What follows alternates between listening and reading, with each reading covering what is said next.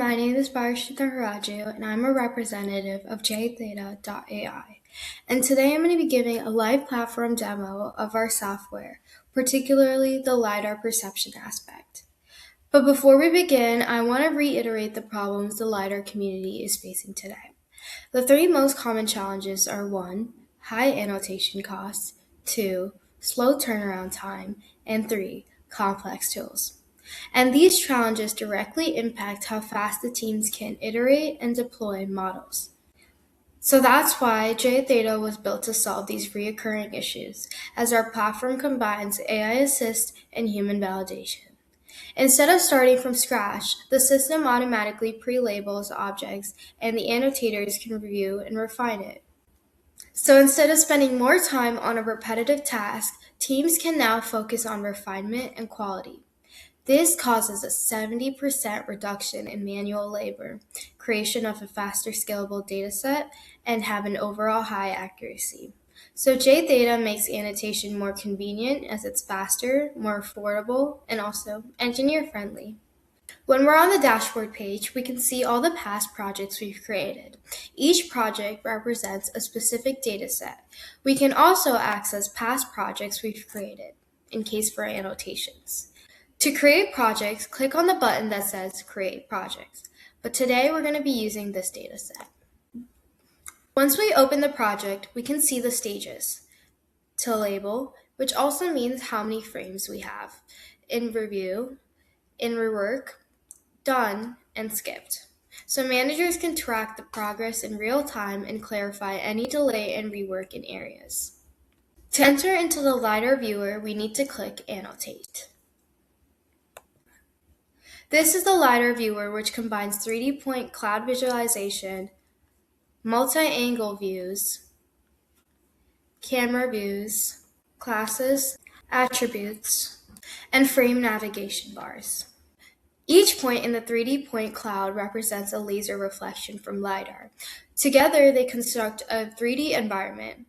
Unlike normal images, they allow us to measure the distance accurately and give us the object's depth and shape. This is what makes LiDAR annotation different and more powerful. To start off, let's look at navigation. On your keyboard, Q is to zoom in and E is to zoom out. A, W, S, and D are keys that help move around. And lastly, we can use the arrow keys to rotate. These keys help us move smoothly when annotating. Next is the frame navigation. We can look at each frame by clicking the next and the previous buttons, or we could just use the slider. Next is the multi-view panel, where we can see the side view, top view, and back view. We also have a camera view, which acts as a visual reference layer as it confirms the object's identity and improves annotation confidence. Then is the BEV, which stands for Bad Eye View, and this is a very important feature of our platform, which shows a map-like view.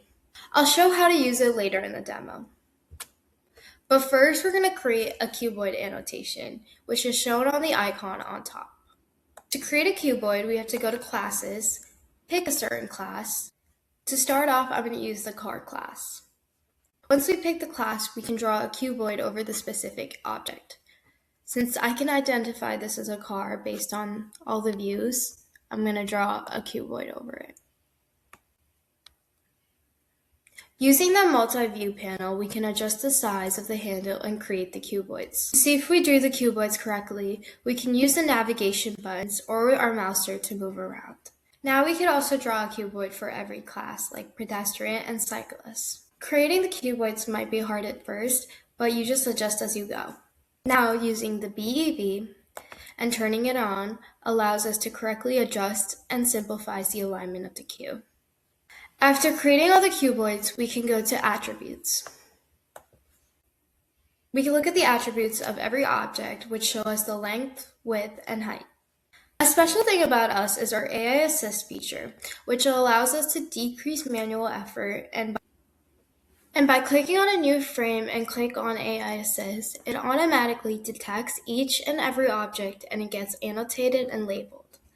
After, annotators can review and refine it and do corrections. Next is Interpolation, which allows sequential efficiency, and the icon is found right next to the cuboid icon. over here.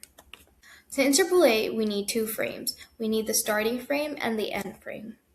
I'm going to use frame 1 as my starting frame. And now I'm on frame 6. I'm going to click AI Assist, and this is going to be my ending frame. Now we have to go back to frame 1, click on an object. I'm going to click curve 1, click on the Interpolate button, and select the frame range from 1 to 6. Once we selected our frame range, we can click Interpolate. This helps us, again, to decrease manual work, as now each frame is annotated. Once we've finished editing and our annotation is complete, we can now click Submit and get our data. So now we have to click back onto the dashboard page. Go to Datasets, click on LiDAR, click on the dataset that we just worked on. After releasing the version, we can click Download. You can click any format you want. Today I'm going to be using KITTI. All these formats are industry standard that ensure a smooth integration with ML pipeline. Once downloaded, you can access your dataset. Pricing. Before we end the demo, I'm going to present pricing plans. We currently have all of our plans, which are free, starter, pro, and enterprise. Each plan has their own specialty. For enterprise, it's customizable, so you can contact us for further details. So this is the end of the demo. Thank you so much for watching, and this is JTheta.ai.